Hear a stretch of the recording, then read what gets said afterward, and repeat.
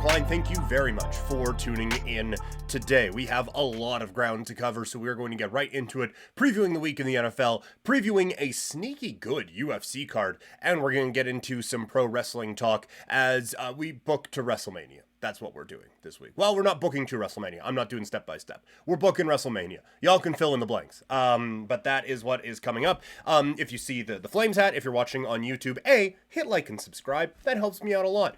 But also, if you're looking for some Flames analysis, I am on Game Over Calgary. From last night, we went basically an hour, just me talking about the Zadorov trade from the Flames to the Vancouver Canucks, and we talk about a wild game where the Flames beat the Dallas Stars. So that is wherever you are consuming this, YouTube, podcast, wherever you are taking this in, you can also take that in. So, there is that. As always, find me on social media, Twitter, Instagram, and TikTok. I'm at Primetime Klein, twitch.tv/PrimetimePK, and you can email this show right here, couchpotatodiary@yahoo.com. You can also find us on Facebook. All right, I'm obviously fired up. Let's get into it. Let's talk some football.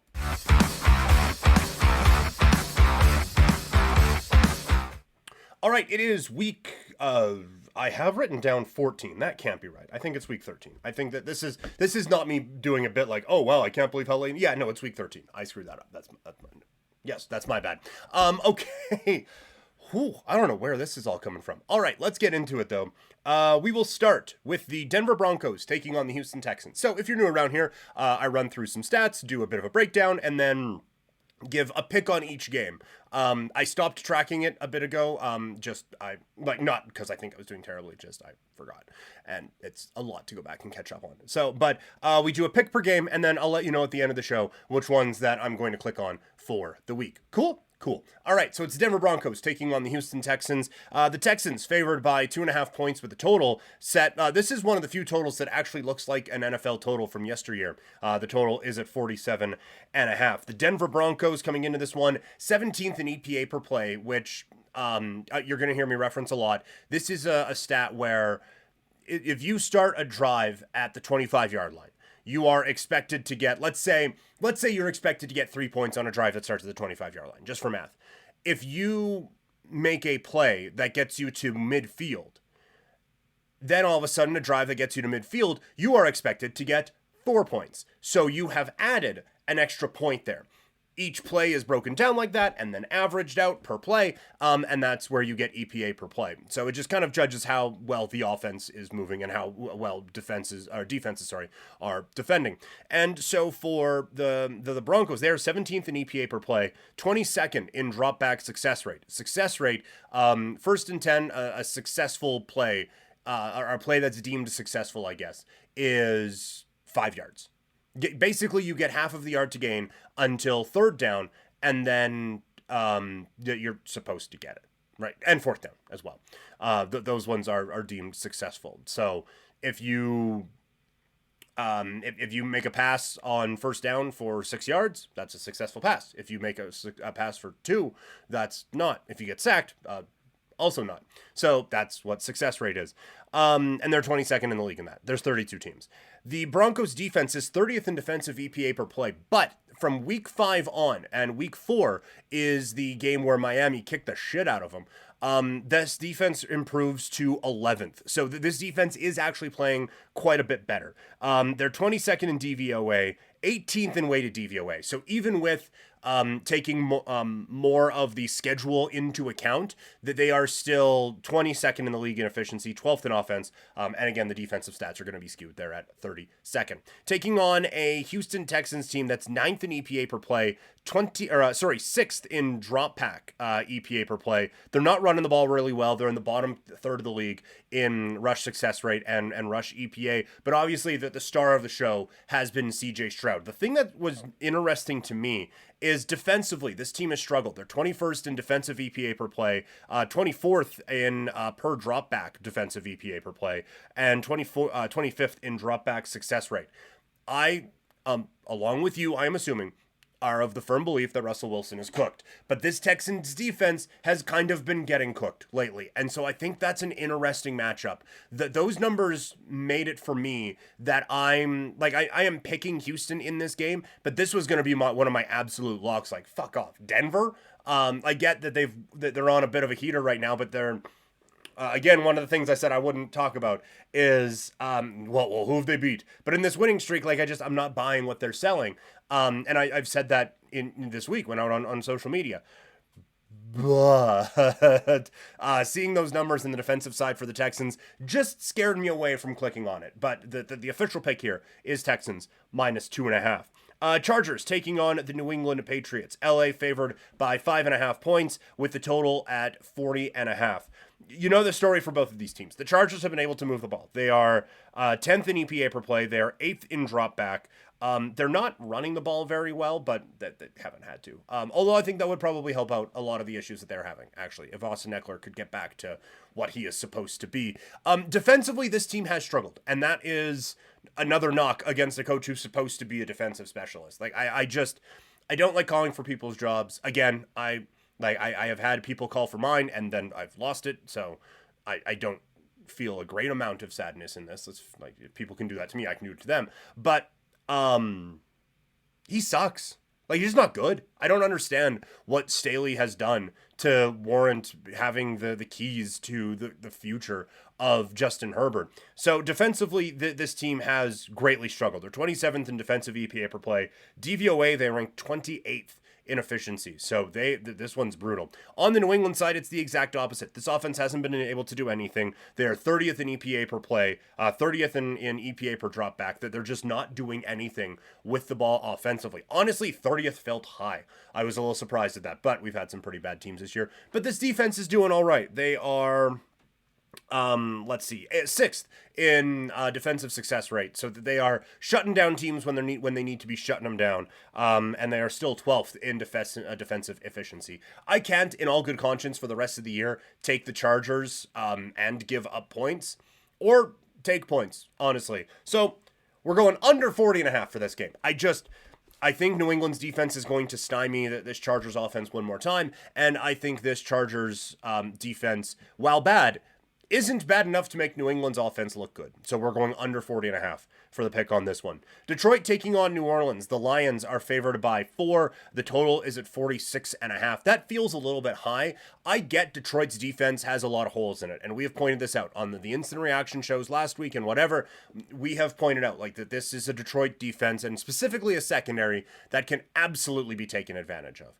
On the New Orleans side, though, this offense has been kind of bad for most of the season. They're 20th in EPA per play. They're 20th in efficiency. It's just not a good offense. So I don't think the Saints can take advantage of what the Lions' secondary issues are.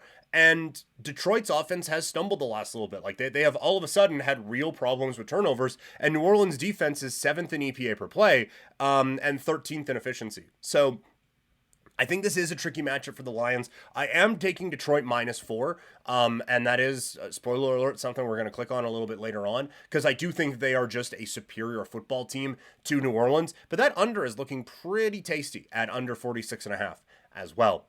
Arizona taking on the Pittsburgh Steelers. The total for this one is at 41.5, with the Steelers favored by 5.5 points. This one, the stats, I don't think really matter for either team. Most of those stats accumulated by Arizona are without Kyler Murray, and most of Pittsburgh's stats are accumulated with Matt Canada.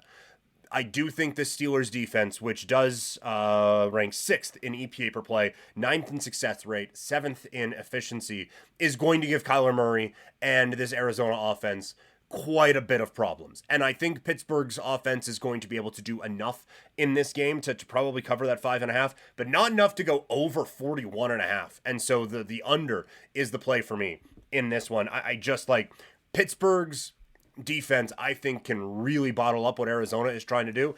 And like, people got stoked about Pittsburgh's offense last week, and they scored 16. So yeah, I just don't think that there's going to be a lot of scoring in this one, but I've been wrong before. The Atlanta Falcons taking on the New York Jets. The Falcons are favored by 1.5 points. Seeing the stats here, I feel like if you just my little blurb at the top, color coded. I don't know if you can tell. There you go.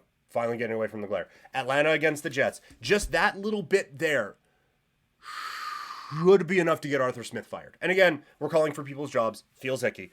But you have Drake London, Kyle Pitts, Bijan Robinson, Tyler Algier, Cordell Patterson to a lesser extent, Jonnu Smith, right? Yeah, Jonnu Smith. Like, you have a plethora of weapons. This is where Atlanta ranks. 25th in EPA per play, 23rd in success rate, 23rd in dropback EPA per play, 25th in rush success rate, and 23rd in offensive efficiency. The fact that this team is one spot higher in total DVOA, so total team efficiency, over the New York Jets with the dog shit they've trotted out at quarterback all season, immediately to jail. Immediately, fire everybody. Immediately, everyone goes straight to jail. How can you have the weapons this offense has and be so stuck in the mud that you are 23rd in offensive efficiency this season? Have you seen some of the offenses that have been trotted out there this season? There are some truly, truly dreadful teams that are out there. And some of them are ahead of Atlanta right now in the offense. That is unspeakably terrible. I cannot wrap my head around what's gone on with the Atlanta Falcons and how bad the play calling has been, how bad Desmond Ridder has been. They brought Heineke in for a little bit, and then he got knocked out, and now Ritter's back in again. I can't. I was stunned seeing how bad, because it's been a couple of weeks since I've done the stat thing. I've just stunned at how bad this Atlanta offense is. They're going up against the Jets team that's 4th in defensive efficiency, 4th in success rate. Like, all of their defensive statistics are in the top 10. The total for this one is 33.5, and the under is very tempting. I am going to take Atlanta minus 1.5. They are far superior to what the Jets are going to be trotting out there this week. So fucking play like it. Sheesh. Indianapolis taking on the Tennessee Titans. The Colts are favored by 1.5 in this one, with the total at 42.5. This one is another one that I'm quite surprised by the line here a little bit. And I don't think I'm going to go too far into the stats on this one, because, again, a lot of those are with different quarterbacks. I'm giving this away, but I forgot to mark this down as one I'm clicking on. Because you watch this Tennessee Titans team. Yes, they looked fine against Carolina last week, but that is a not insignificant Tampa Bay team who they beat last week. And they just keep winning these games. And I don't know how this, I truly don't know how this one's under the key number of 3. The offensive line for the Titans stinks. And I think is going to have some real problems here. Again, the Colts pass rush is nothing special. This isn't like Dwight Freeney's not walking through that door. But this is still a fine Colts team. Defensively, they're 11th in efficiency in DVOA. So, yeah, the only thing I can see is that the Colts are 23rd in defensive rush EPA per play and 31st in defensive rush success rate. The Titans want to run the football with Derrick Henry. That's what they want to do. But Derrick Henry isn't Derrick Henry anymore, right? This offense isn't what it used to be. I just don't see how the Titans hang in this one with the Colts. So I am taking Indianapolis minus 1.5. The total in this one, by the way, just for your knowledge, is 42.5. The Miami Dolphins taking on the Washington Commanders. Dolphins favored by 8.5. The total is at 49.5. This one's going to be quick. Miami is so much better than Washington is. I was surprised that this was a single-digit one, quite frankly. I think that this Miami offense, with the just absolute superstars they have, you saw what Dallas did to this offense or to this defense. Miami's offense, I think, is better. Washington may be able to hang a little bit more against the Miami defense, but I think Miami's defense is starting to come into their own a little bit under Vic Fangio. We said this coming into the season, that this is one of the best defensive coordinators in the league, but you're going to have to learn his system, and we will see if that system is there to be learned. But Yeah, like the third ranked offense in DVOA against the 31st defense. Again, this feels way too tight for me, so I'm going Miami minus 8.5. It's a big number, but I think they blow them out. This is another one, Carolina against Tampa Bay. If you are a listener all season to this show, you know that this Tampa Bay Buccaneers team, for whatever reason, holds a close a soft spot in my heart. They are a game out of a division lead that we picked them for at the beginning of the year. Yes, they're 4-7, but they're still one game out. And Carolina sucks, man. Like, Carolina is 31st in DVOA. Tampa Bay is 21st. 14th in EPA per play. I don't think Carolina stops them much in this game. Baker Mayfield is going to be back under center this week for Tampa Bay. So this one, quite frankly, it's a little bit insulting to our Tampa Bay Bucks, which, yes, as a Raider fan, hurts to say. But insulting, I say, to Tampa Bay. I'm going Bucks minus 5 in this one. Cleveland taking on the LA Rams. Rams are favored by 3.5 in this game, with the total at 40.5. Cleveland's offensive numbers a little all over the place. 27th in EPA per play, 29th in success rate, while the Rams are 12th in EPA per play, 23rd in dropback success rate. So the passing has been a bit of an issue at times, but they've been able to run the ball. They are 8th in run EPA per play and 3rd in run success rate. Kyron Williams is back, but you're going up against one of the best defenses in the league. On the Rams side, the defense has been a bit of a slog at times. They are 19th in defensive EPA per play and 21st in defensive efficiency. This is not a matchup that is going to be pretty. It's one where if Cleveland had any kind of quarterback at all, I would feel very comfortable with it. And quite frankly, I still like it's not enough to click on, but I am going Cleveland plus 3.5 in this game. You could sprinkle money line on it if you want. And, but for sure, we're going under 40.5 on this game. It's going to be gross. It's going to be ugly. And, yeah, not great. Not a great football game. It will make up for it now.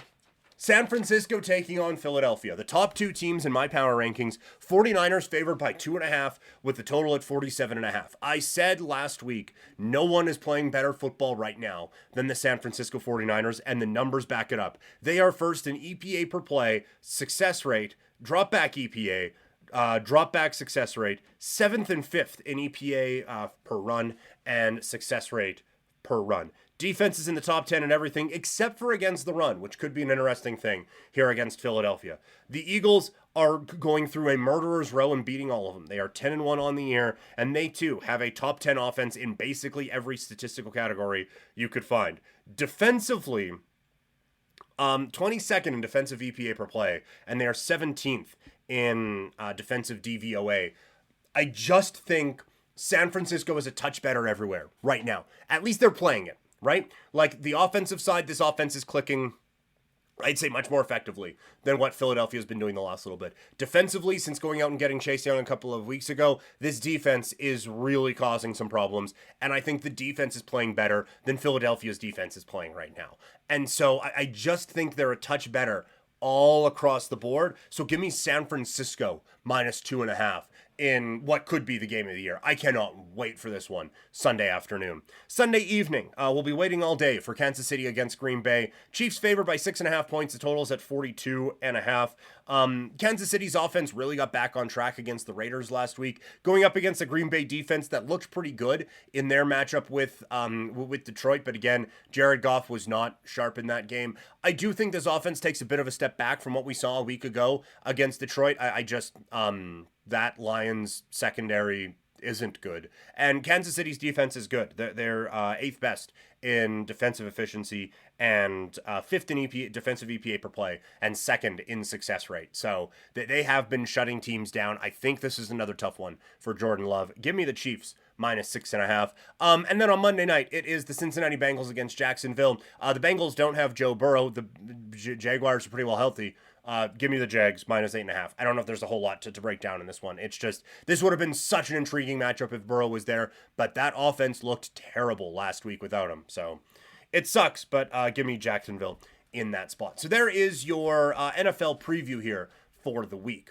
quickly in the Canadian Football League, the Saskatchewan Roughriders hire Corey Mace, and I think this is a home run. And now, like, I've interviewed him a couple of times. He follows me on Twitter. I think he's an amazing dude. He is absolutely someone who will embrace the community aspect of the Saskatchewan Roughriders and everything that has made this team what it is supposed to be. I think he, having gone in there and faced them as a player and going in there as a coach from with the I think defensive line coach for the Calgary Stampeders. I think he understands the Saskatchewan market and understands the fan base there. And this sounds a little bit corny, but I think he will be a culture setter out in Saskatchewan. I think that he is everything that this team needs. X's and O's, I have no idea, because he hasn't been a head coach yet. A defensive-minded coach, which doesn't seem to be what the direction that teams are going with at the moment in professional football. But I think in terms of setting that culture, setting that winning attitude that has been missing in Saskatchewan for a while now, I think this is an absolute home run pick. I think that the Saskatchewan Roughriders hit a home run, and it could be a grand slam with this. There is a lot of work left to be done in Saskatchewan for sure. And you guys know how frustrated I was at the end of the season. I'm sure people in the Rider front office were frustrated as well. But if they keep making moves like this, it's going to be a quick turnaround in Saskatchewan, because this is the guy I think that Saskatchewan needed. Buck Pierce would have added a lot of brought a dynamic offense with him to Saskatchewan, but I think Corey Mace really sets a tone that this Rider team needs going into 2024. So that is just a quick CFL note there. Let's get into some wrestling talk. All right, Survivor Series is done, which means we're on the road to the Royal Rumble, which means we're on the road to Wrestlemania. And so I thought today, a few months out now, let's take a look and see what I think Wrestlemania could be. And so I went 2 nights, 8 matches each night, so 16 matches total, and just went with kind of, I didn't like, this isn't, oh, The Rock and Stone Cold come back and they team up to face Andre the Giant and The Undertaker. I have 2 legends coming back, and they're legends who have wrestled this year, so I don't think I was cheating too much on that. Like, you could have, and I'm not going, yeah, and Sasha Banks comes back, you know, like, I'm not doing that necessarily. Yeah, you'll find out. So, our first one, night 1, we are going, there was changes I want to make. Oh, I made the changes already. Perfect. Good. Awesome. I'm on it. Match number 1 is Finn Balor against Shinsuke Nakamura. This one, in my mind, Finn Balor has been turned on by the Judgment Day, and we are now starting a babyface run for Finn Balor, and to get him going in the babyface direction, get him back to his roots, taking on a Shinsuke Nakamura who has been excellent as a heel so far, and really looking forward to what he could be doing with Cody Rhodes here in the near future. So that should be fun, and just a great match. Kind of get back to, you know, Prince Devitt and all of that, and I think this would be a good one to kind of jumpstart a Finn Balor babyface run.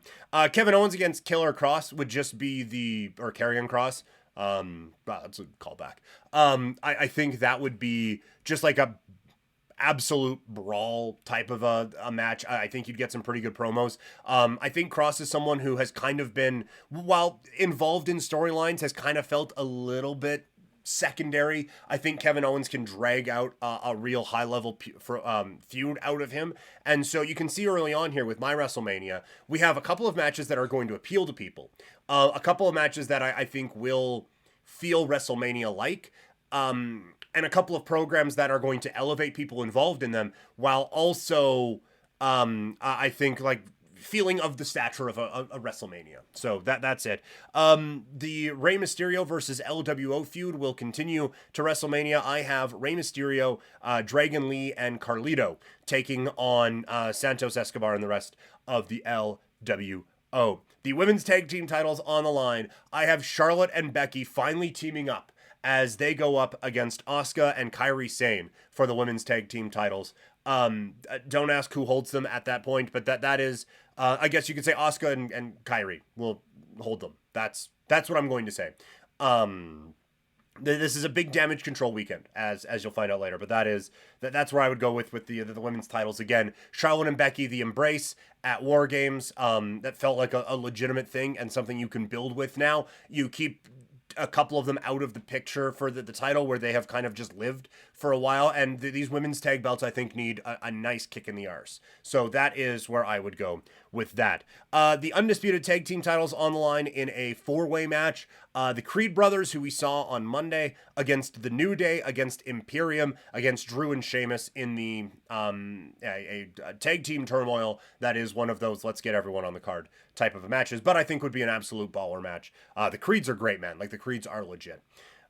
This one, pretty obvious. It's Jimmy against Jay. That has to be it. If you want Rikishi to be a special guest referee, fine. I think that might take away from it a little bit. He has to have some involvement in this, but it's Jimmy versus Jay. That has to be a match at WrestleMania, and I'm putting it on night 1 because night 2 has Roman, and I think this one has enough star power, because you'll see at the end, I'm taking a bit of a gamble with my World Heavyweight title match.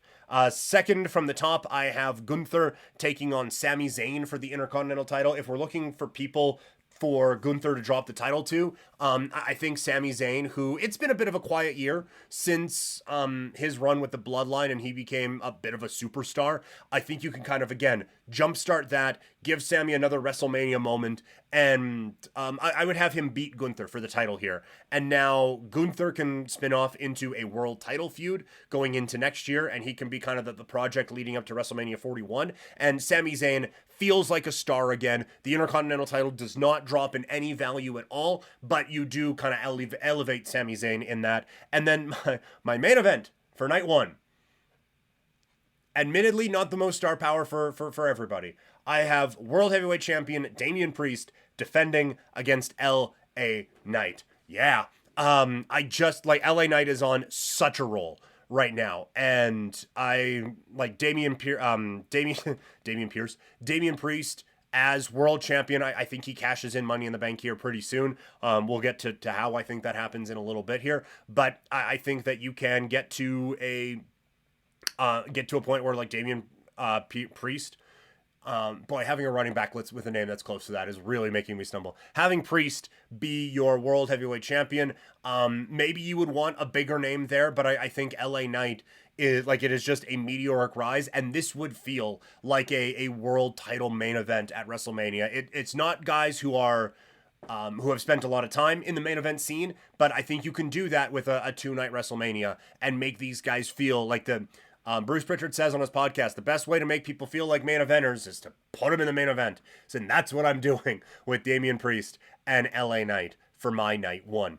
My night 2 of WrestleMania.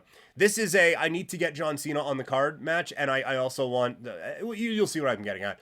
I have The Miz and John Cena teaming up to face the Street Profits. I think there is a way you can go now with a Miz babyface run coming off of a match against Gunther, and I think a good way to really continue that is pairing him with a longtime nemesis, John Cena. And the Street Profits, this would be an amazing elevation for them, a team that really does deserve it. I couldn't get Bobby Lashley on this in a way that I wanted to, but maybe you could, like, include a third in this bout, and put Lashley with the Profits in that way. But that is what I'm going with right now, is Miz continuing his babyface run, going with John Cena against the Street Profits. Up next, I have Trish Stratus taking on Shayna Baszler. We've seen Shayna, sorry, I got a cat hair in my eye for those watching on the video.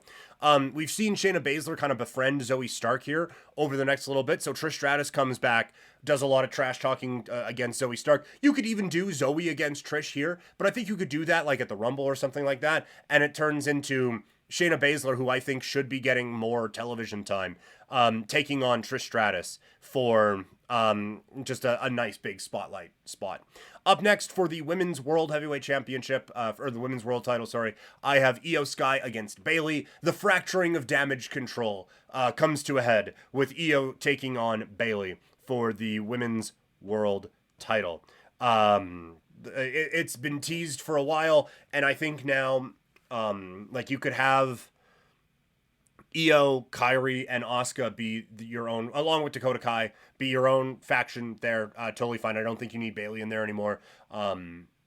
if Sasha Banks does come back around Royal Rumble time, then maybe it's something with Bayley against Io and the Asuka and Kairi, the ones who I had in the tag team title match before. But for what we have right now, I think this would be a good way to, again, break Bayley off from Damage Control, but give Io Sky a really big match at WrestleMania. The United States title will be defended in a multi-person let's get everyone on the show ladder match. Logan Paul defending against Ricochet, Tommaso Ciampa, Chad Gable, AJ Styles, and Grayson Waller. I don't love AJ being in that spot, and he could flip into the next match, I think, pretty easily. But it's just that's how it is going right now for AJ. I hope there is more focus on him than what I am providing at this moment, because, again, he's one of the best wrestlers in the world, and I think should be recognized as such. But I think this would be one hell of a match anyway. Up next, Dominic Mysterio, I think, because of how hated he is, deserves to be in his own spot at WrestleMania. And I think it's wild, but I think his heel persona is at a point in this company where you can put other people with him and that will elevate them. And one of the guys who I think should be elevated is Bronson Reed. So I am going Bronson Reed against Dominic Mysterio in a special singles match at WrestleMania.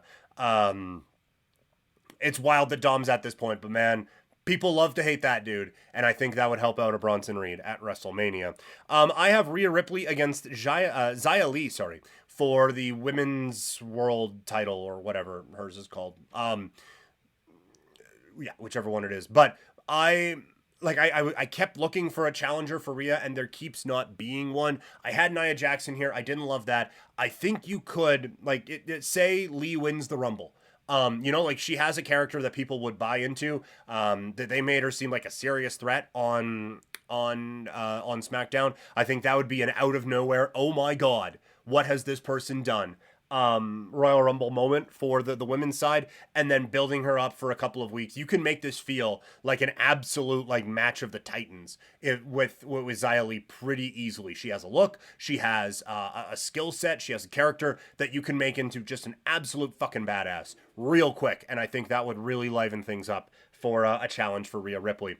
In the co-main event, it's CM Punk against Seth Rollins. I think you can have CM Punk, he's cutting promos and all of these things, and then he and Seth have a bit of an interaction. There's the GTS. Oh, hey, look at that. Here comes Priest, and now he's the new World Heavyweight Champion, and now Rollins and Punk hate each other, and it is an absolute blood feud for these two, and this could be like a Hell in a Cell or something wild at WrestleMania. And then in the main event, the story finally concludes with Cody Rhodes winning the undisputed Universal WWE Championship. That is disputed because there's a second world title, but that's regardless.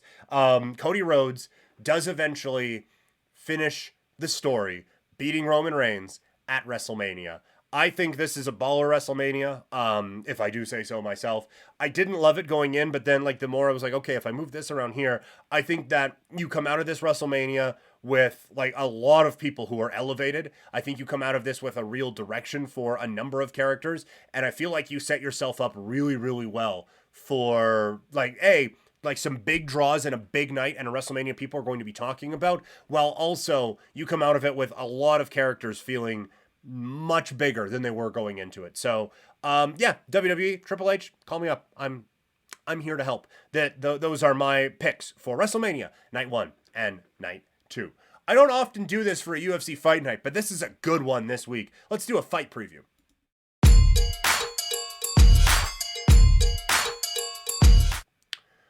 I will say, going into 2024, I need to do more fight stuff on here. Just getting ready for this card today, I was absolutely loving it. And you guys know, I've been frustrated with some stuff with the Ultimate Fighting Championship. The Apex shows are soulless and need to go. And it's just been there's injuries and stuff like that. But I do think we are in a pretty good time for the Ultimate Fighting Championship. And this card is a doozy coming up this weekend. So just a couple fights that I wanted to look at here. The main event is Beneil Dariush against Arman Tsarukyan. A couple fighters in the top 10. If you followed my career, not only here, but on the radio talking about this stuff before, you guys know Beneil Dariush is one of my dudes. And he's been that way for a decade, man. It was heartbreaking to see him lose to Charles Oliveira in a title eliminator. He was so close, but I think he is so well-rounded and so talented. But he is going up against an absolute hammer in Sarukian. This is a fight that the odds right now, Dariush is like in the plus 200s for an underdog, and that's just not right. That this fight should be closer than that, but you don't get points for it was close before he got knocked out. I just don't know where he has an edge in this fight, because on the feet, he is a relatively skilled stand-up fighter, but we saw in his last bout against Charles Oliveira, when he's going up against someone who is a bit quicker than him, it becomes a bit of an issue, and Sarukian is. Now, the problem with Sarukian is, like, he is quick, he's got good hand speed, but he hangs around a little bit too long. He got caught in the second round of his last bout. I'm blanking on the name now all of a sudden, but in his last fight, there was a couple of times he got rocked at the end of the second round. I still gave him the round because of how dominant he was going into it, but I like, he just, instead of like 1-2 and then get away, it's 1-2. I'm just gonna sit here for a sec. I'm just gonna hang out. We're just gonna chill, and then it was bam. And all of a sudden he's absolutely wobbly. So that's a problem. And I think Dariush would be good enough in the stand-up game to take advantage of that. But I just feel like Sarukian on the feet, he hits hard. And I think he'd be able to get off first, kind of beat Dariush to the punch. No pun intended. And so I think on the feet, it'd be a bit of an issue for Dariush. I do think if Dariush got top control, he would have quite a bit of success. He had quite a bit against Charles Oliveira, and I don't think Sarukian is as skilled off of his back as Oliveira is. The issue is, I think Sarukian is physically stronger than Beneil Dariush is at this stage in Dariush's career, and he is technically a very sound wrestler and grappler, and so I don't know how Dariush gets a takedown here. And excuse me, this isn't a fighter you want to pull guard against because, again, powerful ground and pound and a really skilled grappler. Like, he has an excellent top control that we saw in that last bout as well. Like, he just, a lot of the little parts of grappling he gets. Dariush does as well. Like, this would be a really fun just grappling contest, but if you're Dariush, you don't want to just pull guard, because then I think Sarukian just absolutely, like, elbows your face through the floor, and that becomes an issue. The only way you can, I think, get the advantage there for Dariush is in some type of a scramble situation. You get up on top, and then you just, like, click, bing, bang, boom, you got an arm, and it's over. That's where I think Dariush would have the advantage, but I just, as much as I like him, man, it's tough. I just think Sarukian has the advantage everywhere. Now, like I said, the odds are a little bit wide. So we're going to talk about this in today's ticket at the end. I am going to do a bit of a sprinkle on Dariush as an underdog in this fight, because again, he is one of the most technically sound, well-rounded fighters in the world. But I just know that that's a bit of a sprinkle as just a feeler. The official pick is Sarukian, as I sit firmly on the fence on this one. Co-main event is a good one as well. Jalen Turner going up against Bobby Green. Turner has a bit of a prospect cachet to him, but he's lost back-to-back bouts. Now, he's lost back-to-back bouts by split decision. So it's not like he has been absolutely blown out. And Bobby Green is in this wild last stage of his career. He just won a couple of fights ago in 30 seconds. A couple fights or last fight? I can't remember. Either way, he has been absolutely blowing through some guys. I don't think the moment will be too big for Turner in the way that it was for Dawson. Yeah, it was his last fight because it was like a month ago. I guess it'll be 2 months ago by the time, or just about 2 months ago by the time they fight. But Dawson, it felt like he was ready to get into a brawl, and he was just like, I'm just gonna go down and throw, and he started reaching a little bit, and Bobby Green just like drilled him. Switches stances, goes to the straight left, and one punch, and it was bye-bye, and it was 30 seconds, and it was over. I don't see Turner getting caught with something like that, but Bobby Green makes you stay perfect for three solid rounds. And so this is another upset pick that you could absolutely go with. I'm going to go Bobby Green in an upset, picking up a win here over Jalen Turner. You have Rob Font taking on Davison Figueiredo. Again, this is a great fight card. It is a return to bantamweight for Figueiredo, and it's really tough. Rob Font is one of the best fighters in the world, coming off of a tough 5-round loss against Corey Sandhagen in his last bout. But Font is like right there for a bantamweight title fight. And I'm just a little bit worried with Figueiredo because that didn't look great against Moreno. And all credit to Brandon Moreno for coming out with the win in their quadruply or whatever you would call it. But like I thought the first fight, it was anytime Figueiredo lost, it's because of what he didn't do. But that last bout, it's because of what Moreno did to him. And then you saw what Moreno looked like in his last one. Crazy fight. But I just don't know if Figueiredo has it anymore. And Rob Font, up a weight class, is a real tough guy to figure out if you've got it or not. So I'm picking Rob Font in this bout, but I think a lot of questions going to be answered at 135 pounds with those two fighters specifically. Kelvin Gastelum moves to welterweight for the first time since 2016. He's another one. Like he's won a couple of fights here, but had a stretch where he had lost like 7 of 8 or 5 of 6, I think it was. Like it's been a really rough stretch, and I just don't think him going down to welterweight is enough to get it back. At his peak, awesome, man. He was great. Loved watching Kelvin Gastelum. I just don't know if he's on this level anymore. So it's an interesting card because you have a few of those where it's like, man, like Dariush, Green, Figueiredo. Not that Font is a young up-and-comer or anything either, but Dariush, Green, Figueiredo, and Gastelum, all guys who loved him in their prime, but it might not be there for them anymore on this night. And a prelim fight that I'm interested in, Drakkar Klose, who I'm constant, like he's 35 right now. I still view him as a prospect. I'm like, man, this guy could go on a run, and he is on a bit of a run right now. He's won 5 of his last 6. He's going up against Joe Solecki.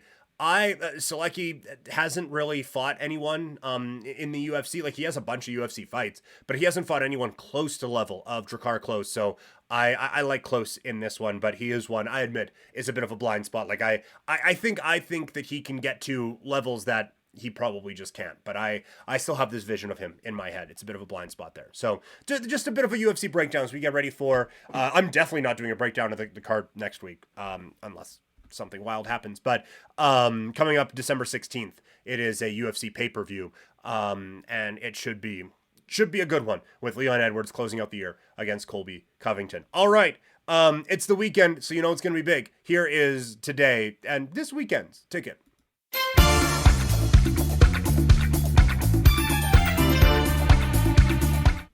All right, let's get into it. The Friday slate. We got the Philadelphia 76ers. I don't know why I said it like that. Philadelphia 76ers plus 6.5 against the Boston Celtics. Philadelphia comes into this, I think, playing some pretty good basketball. Yes, the Celtics are too, but I think Philadelphia has kind of figured some things out. And a lot of the players who they got in the Harden trade are actually finding roles and fitting in and contributing to winning. And so I think Philly is actually pretty close here against Boston. So I will gladly take 6.5 points and see if we can cover something here with Boston. Going the Knicks plus 120 against the Raptors. Raps coming off of a great outing against the Phoenix Suns.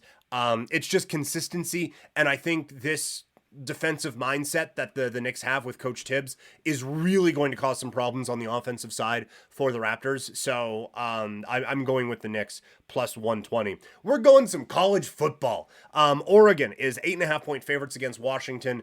Washington's quarterback, Penix Jr., has looked a little bit banged up in the last little bit. I think it's 12 touchdowns in his last 6 games, which, like, for some quarterbacks is great. In college, that's not ideal. And Oregon right now could be the second best team in the country. So I think Oregon wins this one pretty handily, starting off championship week in college football. Also, one more, sorry. Denver taking on Phoenix. The Nuggets are healthy. The Suns just lost to the Raptors. We got Denver minus 2.5. I will absolutely take that one. Going into Saturday, we got a couple more college football championship ones. Boise State against UNLV. I have give me the Broncos minus 2.5. I don't think it's a home field advantage there for UNLV. I think Boise State's fans will be able to travel, and I just think they're a better football team, quite frankly. Georgia minus 4.5 against Bama. Bama's playing better as of late, and Georgia really hasn't been tested much this season, but they are a team now, given how dominant the program has been the last couple of years. I need to see it before I don't trust it, right? I need to see them stumble before I'm just like, oh yeah, no, I'm not going to take them. I think this spread a few weeks ago would have been like 15-16 And so I think a Georgia team that has probably had this one circled for a while gets up for this game and reminds everyone why they are the actual number one team in the land with a win, and they can firmly knock Bama out of a playoff spot. If Bama wins this one, then we have playoff chaos and everyone's going to hate it. But I think a Georgia win restores some order here. And by the way, 12-team playoff for next year is stupid. Like we're having debates now about like Michigan and Alabama and what do you do here? Does Washington get in? What about who, like this, that, or the other? And then next year it's gonna be, yeah, well, which team's third loss is worse? Well, then they still might get in. Like we're talking about Tulane and Ole Miss, with all due respect, but like, fucking come on, man. I like 8. 8's perfect. 4 is pretty bang on. I'll be honest. 4 kind of rocks. But if you want to do 8 with 5 conference champions and 3 at large, works. 5 conference champions at 7 at large, come on, man. Don't love it what they're doing in college football. And then we will get into the UFC card. We are taking Drakkar Klose -125 against Joe Solecki. That is going to be one there. Like I said, Solecki hasn't fought anyone close to Klose. So I think Drakkar takes that one. I am going with Bobby Green here against Jalen Turner at +165. I just think there's dynamite in those hands, man. And he is on some kind of roll right now. And Turner has stumbled a little bit. So I don't think he's ready for the pressure that Bobby Green can bring. I do think Font gets the win over Figueiredo, so I'm taking him -130. I am taking Joe Brady against Kelvin Gastelum, or Sean Brady, sorry. At -120 in that bout. And like I said, I think Sarukian wins this one, but Dariush is one of the more well-rounded fighters in the sport. So we're just going to do a bit of a sprinkle of an underdog play there on Dariush for Saturday. And then for the Sunday NFL ticket, Detroit -4 against New Orleans. I've gone through all these, so you know. Detroit -4 against New Orleans. Arizona and Pittsburgh under 41.5. Atlanta -1.5 against the Jets. Miami -8.5 against Washington. Tampa Bay -5 against Carolina. San Francisco, -2 against Philadelphia. And Indianapolis -1.5 against the Tennessee Titans. So like I said, it's a big one, but hopefully it works. So that's today's ticket, and that is today's show. I had a blast doing this with you guys today. So let me keep going. Like this video, subscribe to the channel, subscribe to the podcast, rate and review. You can find me on social media, Twitter, Instagram, and TikTok. I'm at Primetime Klein, twitch.tv/primetimepk. You can email the show, couchpotatodiary@yahoo.com. You can also find the show up on Facebook. That's going to do it for the week. You can find me tomorrow. I'm going to be on Game Over. It's a head-to-head with us and Vancouver. So we're going to have Samantha Chang on the show there. And then coming up on Sunday, I am going to be back on Flow Hockey, calling the Okotoks Oilers under-18 AAA team. So going to be there. And then Monday, we're going to recap everything. We're going to have a fight breakdown. We're going to have some hockey talk. Might mix some basketball in. I'd like to do a bit more basketball throughout the year now. And we'll have some NFL to recap. So it's going to be a busy show. It's going to be a busy week. Thank you guys so much for tuning in, and I'll talk to all of you later.